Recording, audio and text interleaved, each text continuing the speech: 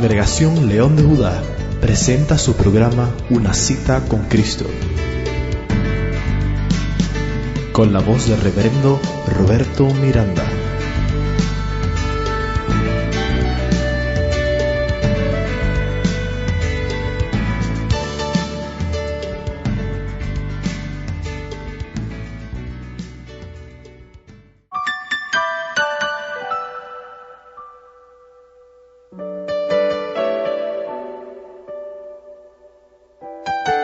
Escuchemos al doctor Miranda.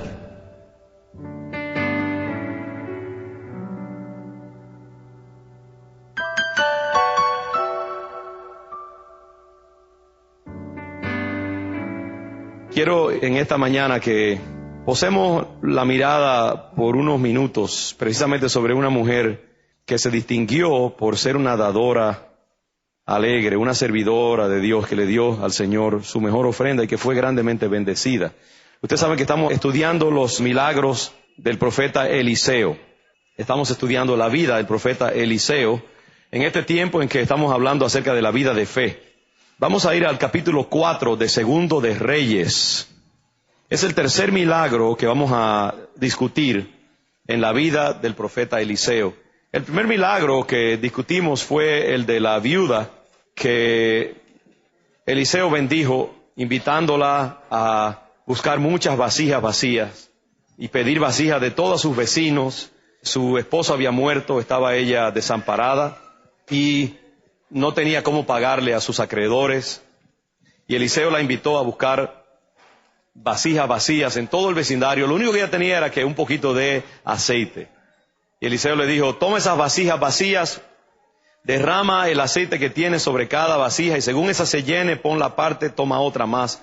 Y cuando se acabaron todas las vasijas que ella tenía, cesó el aceite y de ese dinero que ellos obtuvieron de la venta del aceite, pudieron vivir ella y sus hijos y pagarle a los acreedores. Un milagro precioso con grande simbolismo y muchas enseñanzas prácticas y espirituales. El domingo pasado hablamos de ese otro milagro cuando el rey Josafat se encontraba en un gran apuro, en medio del desierto, sin agua para él y los otros dos reyes que lo acompañaban y todo el ejército y los animales, caballos y vacas que estaban con ellos, iban camino a una guerra y se encontraron en el medio del desierto, se les acabó la provisión, el agua. Y estaba cerca el profeta Eliseo, ministró en el poder del Espíritu Santo, dio la palabra profética y el agua milagrosamente surgió del interior de la tierra y bebieron todos ellos. Y no solamente eso, no solamente Dios hizo el milagro de proveerles en su necesidad, sino que también confundió al enemigo, porque al enemigo desde lejos ver en el desierto esos charcos de agua que habían surgido, parecían como que era sangre, porque era una hora del día en que el sol rojizo, quizás ya hacia la tarde, hacía brillar el agua y parecía, ellos pensaron, esto es sangre, se han matado, porque ¿de dónde va a salir agua en el desierto? Se han matado todos unos a otros, vamos a recoger el botín. Y cuando llegaron estaban los israelitas bien fresquecitos ahí esperándolos. Y hubo una gran derrota para el ejército enemigo. Así que Dios no solamente les salvó la vida, sino que también les dio la victoria, a pesar de que no estaban haciendo las cosas correctamente, como vimos, ¿no? Ese sermón nos enseñó acerca de la importancia de nosotros tener cuidado, cómo nos relacionamos con gente que no camina con Dios, el cuidado que tenemos que tener en el mundo, el hecho de que somos un pueblo santo, somos un pueblo apartado, no quiere decir que caminemos con orgullo por ese hecho, pero sí tenemos que tener mucho cuidado porque no podemos compartir con las obras del mundo, no podemos compartir con las obras de los que no conocen al Señor, como hizo Josafat al mezclar su vida con este rey Joram, que era un hombre impío y que no quería saber nada de Dios, un pagano, un apóstata. Entonces hay que tener cuidado como cuando uno camina con Dios, porque muchas veces cuando uno se hermana con los incrédulos en una manera demasiado íntima, uno termina a veces padeciendo de las mismas aflicciones y retrasos que ellos padecen. Y tenemos que tener mucho cuidado con eso, siempre con humildad y sencillez, pero sí con mucha cautela, ¿no? De que dos no pueden andar juntos, dice, si no están de acuerdo. Bien, hoy quiero hablar de la mujer tsunamita, una figura muy querida de mi parte y yo he predicado de ella a través de los años, y siempre es de gran bendición meditar sobre la vida de esta mujer ejemplar. Segundo de Reyes, capítulo 4, comenzando con el versículo 8. Dice, aconteció también que un día pasaba Eliseo por Sunem, de ahí el nombre de Sunamita. Ella vivía en el pueblo de Sunem, era del pueblo de Sunem.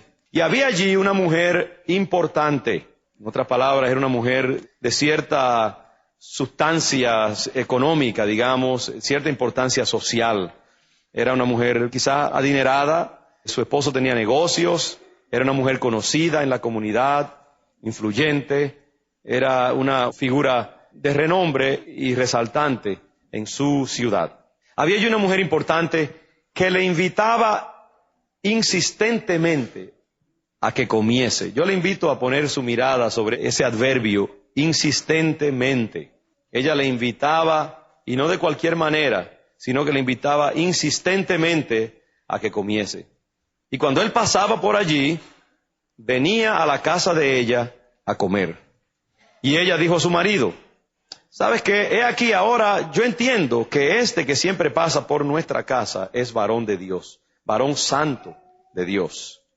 Yo te ruego que hagamos un pequeño aposento de paredes y pongamos allí cama, mesa, silla y candelero, para que cuando él viniera a nosotros, se quede en él. Y aconteció que un día vino él por allí y se quedó en aquel aposento y allí durmió. Entonces dijo a Giezi, su criado, llama a esta sunamita.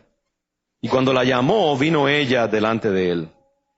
Dijo él entonces a Giezi, dile, he aquí, tú has estado solícita por nosotros con todo este esmero. ¿Qué quieres que haga por ti? ¿Necesitas que hable por ti al rey o al general del ejército? Y ella respondió, yo habito en medio de mi pueblo. Y él dijo, ¿qué pues haremos por ella?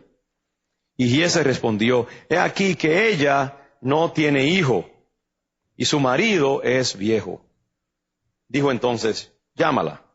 Y él la llamó y ella se paró a la puerta. Y él le dijo, el año que viene, por este tiempo, abrazarás un hijo. Y ella dijo, no, Señor mío, varón de Dios, no hagas burla de tu sierva.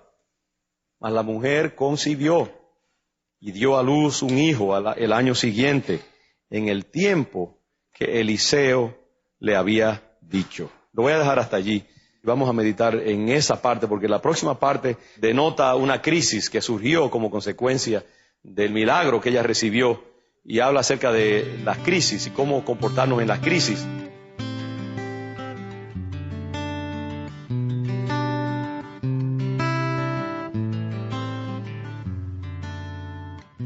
Santo, santo. La congregación León de Judá está localizada en el 68 de la calle Northampton, en Boston, a una cuadra del Boston Medical Center. Le invitamos cordialmente a nuestras reuniones, los días miércoles a las 7:30 de la noche y los domingos a las 9 de la mañana y a las 12 del mediodía. Si desea más información, llame al 617-541-4455. Y ahora volvemos con el Dr. Roberto Miranda y la continuación de su estudio. Dirán, santo, santo, es el Hijo de Dios. Esta primera parte del relato nos enseña cómo comportarnos en los tiempos de normalidad, porque muchas veces los cristianos somos orientados hacia las crisis. ¿Cuándo buscamos a Dios? Cuando las cosas se ponen color de hormiga, cuando el agua nos está llegando al cuello y cuando el diablo está dando vueltas alrededor de nuestra casa y está listo ya para darnos el jaque mate. Entonces nosotros clamamos a Dios y pensamos en Dios y nos convertimos en gente muy piadosa. Pero mientras tanto somos a veces indiferentes, somos casuales y no nos preocupamos tanto por las cosas de Dios, no le damos a Dios la preferencia que Él requiere. Esta mujer, tanto en la normalidad como en la crisis, dio muestras de ser una persona amorosa para con Dios, una mujer consagrada y entregada al Señor. Fue una mujer que mostró dedicación consagración, entrega, preferencia para con Dios. Y por eso para mí es una mujer tan especial. Tantas mujeres bellas que hay en el Antiguo Testamento, mujeres ejemplares. Algunos dicen, bueno, que el Antiguo Testamento es machista y que la mujer es como denigrada, pero lo que yo veo en la Escritura es mujeres como Débora, como Ruth, como Noemí, como esta mujer sunamita, como esa viuda que vimos, como la viuda de Sarepta, Esther. Óigame, está llena la Biblia de mujeres ejemplares, mujeres poderosas, la mujer de Proverbios, la mujer idónea, la mujer ideal, ¿no? Que describe Proverbios. Donde quiera uno ve estas bellas, ejemplares mujeres que son un paradigma de lo que es la vida en Dios. Y esta mujer sunamita no es menos que eso. Mami, papi, creen que si hablamos del sexo dejaré de ser su bebé. Su chiquita. Háblenme del sexo. Díganme que espere. Nuestra relación cambiará. Nos unirá. Y visiten 4parents.gov para ayuda sobre cómo hablar del sexo. Esto es importante. Díganme que espere para tener sexo. Y no se preocupen. Siempre seré su bebé. Su muñeca. Su bombón. Un mensaje del Departamento de Salud y Servicios Humanos de los Estados Unidos y esta estación. Para llevar un programa efectivo de abstinencia a tu iglesia o a tu comunidad, comunícate con Vale Esperar al 617-442-0700. Atrévete a producir cambios en la juventud. Y yo amo el ejemplo de ella,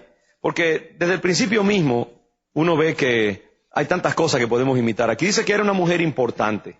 Esta mujer tenía medios, tenía dinero, tenía influencia, pero no se quedó allí solamente, no se contentó simplemente con tener estas cosas, sino que había en su corazón amor para con Dios. Lo primero que yo aprendo es eso, ¿no? Que el dinero, los bienes que nosotros tenemos, no son un fin en sí mismo. Son dados por Dios para que los disfrutemos, sí, pero sobre todo también para que hagamos bien a los demás. Y para que hagamos bien con respecto a las cosas de Dios. Que seamos solícitos con los asuntos del Señor. Que seamos solícitos cuando hay una necesidad, cuando alguien tiene una necesidad, que nosotros extendamos misericordia, generosidad. Y sabe que el Señor siempre se encarga de dar más y más y más a la persona que es generosa con lo que recibe. No nos enamoremos del dinero, hermanos. No nos apeguemos ni nos aferremos al dinero. Cuando Dios da el dinero, recibámoslo con alegría, disfrutemos de él, de las bendiciones que depara, pero siempre agarremos el dinero con mano suave, porque eso en última instancia Dios lo da, Dios lo puede quitar, y nuestro valor y nuestra importancia y nuestra felicidad no dependen en última instancia del dinero. ¿Sabe? Lo que hace el dinero algo bello es cuando nosotros lo invertimos para bendecir a otros. Cuando hacemos bien alrededor de nosotros, cuando bendecimos a nuestros hijos, bendecimos a nuestros amigos, cuando somos hospitalarios, cuando usamos las bendiciones que hemos recibido para ser agentes de la gracia de Dios, sobre todo cuando bendecimos el reino de Dios, las cosas que son importantes para Dios. Es decir que esta mujer, su posición no la absorbió, sino que ella vio su posición como una manera de bendecir y de avanzar el reino de Dios. Y entonces vemos que ella era solícita para con las cosas de Dios. Dice que cuando Eliseo pasaba por Sunem, ahora, ¿qué hacía Eliseo pasando por Sunem? Bueno, yo imagino que Eliseo era como un predicador itinerante, era un profeta de Dios. Dios lo enviaba a diferentes pueblos, diferentes ciudades, a comunicar su palabra. Eliseo dirigía una escuela de profetas, que era como un seminario ambulante. Dios lo mandaba a diferentes lugares a ministrar. Y había que caminar por caminos difíciles. Me imagino que la noche alcanzaba uno donde fuera, y él tenía que quedarse allí para continuar su camino al otro día. Y esta mujer, evidentemente su casa estaba en un camino probablemente importante, y ella se dio cuenta que por ahí pasaba ese hombre de Dios. Ella entendió que este era un hombre de Dios, y eso es importante.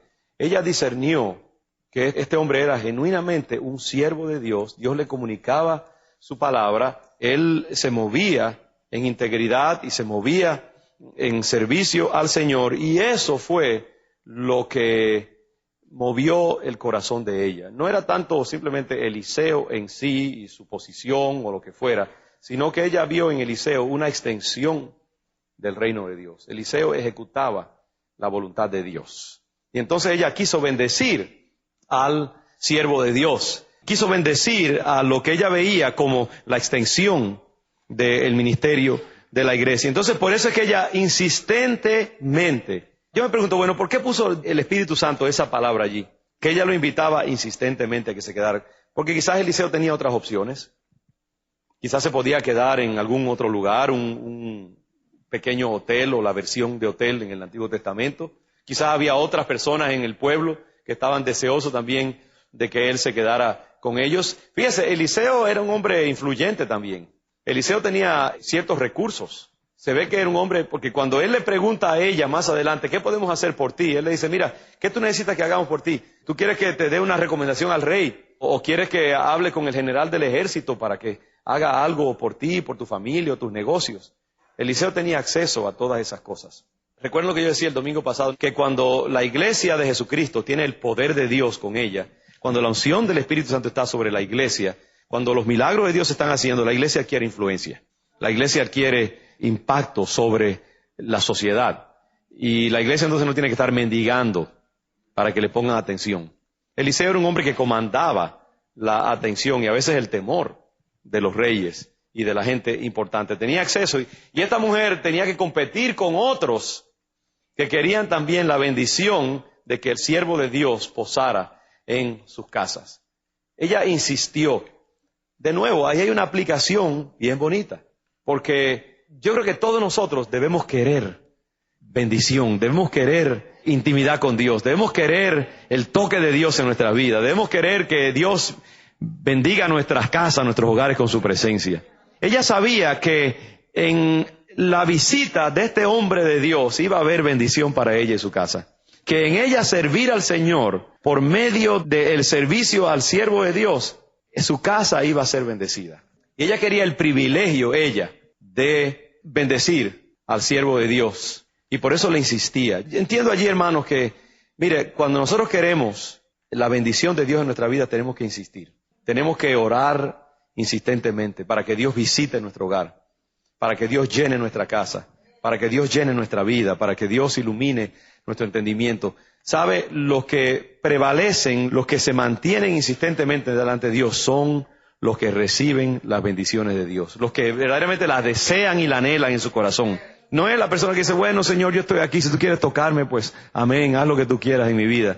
No, es esa persona que llega a ese punto de hervor y de tener hambre y sed de Dios y que dice, Señor, visítame, Señor, toca mi vida, Señor, pósate en mi casa, Señor, bendice mi matrimonio, Señor, bendice mis hijos, y está continuamente clamando ante el trono de Dios por una visitación de Dios. Esa es la gente que verdaderamente recibe de Dios, es la persona solícita. Eliseo dice, he aquí, tú has estado solícita por nosotros, has mostrado todo este cuidado por nosotros. Hermanos, ¿quién es la gente que toca el corazón de Dios? Es la persona apasionada para con Dios. Tenemos que, por favor, abandonar esa impresión casual del Evangelio. Mire, yo, como digo, siempre aclaro estas cosas. Yo respeto el catolicismo, yo respeto a los hermanos católicos. Yo creo que la Iglesia Católica es una iglesia cristiana. Usted nunca me va a oír a mí tirándole piedras a la Iglesia Católica. Pero le voy a decir algo también. Yo creo que a veces el catolicismo ha hecho mucho daño, como también hay tantas iglesias evangélicas que hacen lo mismo. Mostrando un evangelio que es cuestión de ir a la iglesia media hora, 25 minutos, tirar ahí una limosna, 10 centavos o 25 centavos en el plato, e irse a la casa como si nada hubiera pasado. Y creer que eso es ser un cristiano. Y desgraciadamente, tanta gente, antes de entrar en los caminos de Dios más profundamente, esa es la idea que se le forjó en la mente, ¿no? Un evangelio así, casual.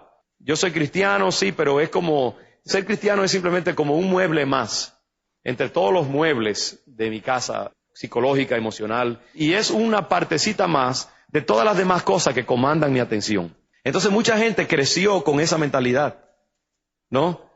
El 95% de su vida es otras cosas, o el 99%. Y un ratito, como para, no sé, poner allí un detallito de espiritualidad, van a la misa por un ratito, y a veces lo que están es mirando alrededor mientras el cura está haciendo su cosa allá arriba, y se van y ya salieron y como poncharon la tarjeta, pues ya sienten como que agradaron a Dios e hicieron lo que tenían que hacer, ¿sí o no? Ahora, hay muchos hermanos católicos que son consagrados, eso hay que aclararlo, ¿no? Pero desgraciadamente ese es el tipo de mentalidad que se nos enseñó a muchos de nosotros. ¿Y qué pasa? Cuando entramos en el Evangelio, desgraciadamente no apagamos la grabación esa. Y entonces lo que hacemos es cambiamos de carnet. Ahora somos evangélicos, pero no hemos cambiado de mentalidad.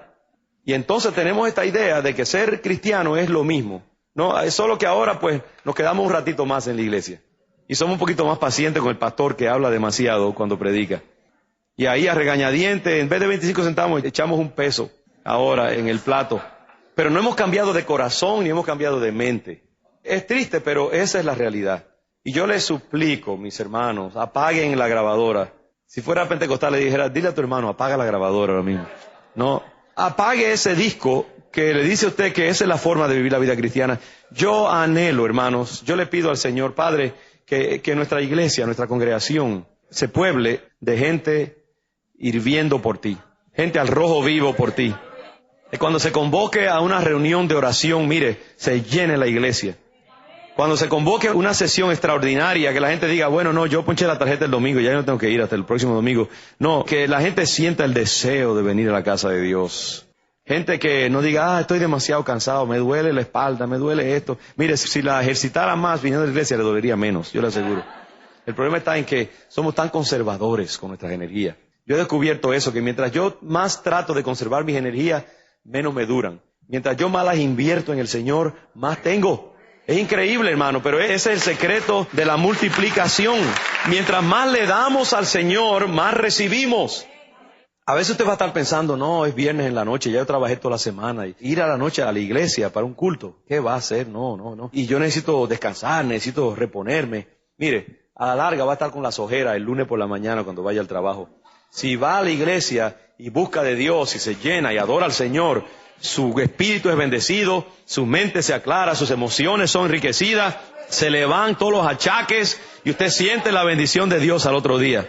Yo he dejado de pensar eso de que mientras más yo conservo mi energía, más voy a tener. Es todo lo contrario, más escapes hay de energía. Mire, consagre su vida al Señor, insístale a Dios. Busque de Dios, como dice el salmista, como el ciervo brama por las corrientes de las aguas. Así clama por ti, oh Dios, el alma mía. Dice, mi alma tiene sed de Dios, del Dios vivo. ¿Cuándo vendré y me presentaré delante de la casa de Dios? Dice el salmista. ¿Cuántos de nosotros podemos decir que deseamos así la presencia de Dios? ¿Cuántos somos insistentes como esta mujer? Que cuando vemos la presencia de Dios, en este caso en el siervo de Dios, que vio esta mujer, porque Eliseo era la encarnación de la presencia de Dios en Israel. Cuando vemos esa presencia de Dios, decimos, yo quiero eso. Yo quiero que esta presencia esté en mi casa. Yo quiero que esa bendición esté en mi casa. Yo estoy dispuesto a pagar el precio para que la bendición de Dios repose en mi vida. Y yo quiero invertir en las cosas de Dios. Eso es lo que hace la diferencia. Esta mujer insistió. Hermanos, yo les animo. Mire, sáquele los frenos al carro de su espíritu. Y simplemente tenga un acelerador, eso es todo. Y eche adelante, no se preocupe. Que un choque con la presencia de Dios es la cosa más bella, yo creo, que puede haber. Queremos agradecerle su atención. Si usted desea una copia de esta meditación, visítenos en la página electrónica predicas.leondejuda.org y puede encontrarla bajo su título Cómo vivir en tiempos de normalidad o por el número de programa 7043.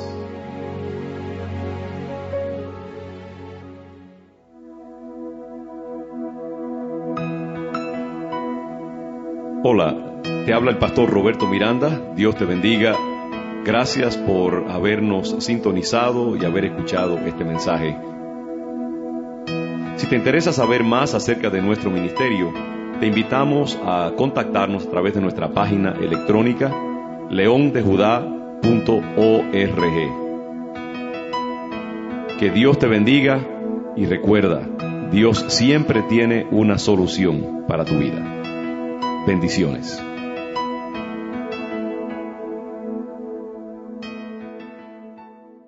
Es difícil hablar con los hijos de la palabra S, así que uno trata de limitar exponerlos a cierta conducta adulta, pero se encuentran con las cosas de la vida en todas partes. Nosotros sabemos que la palabra S incomoda, pero nos necesitan hablar del sexo. No tienen que darnos detalles, solo díganos cómo se sienten.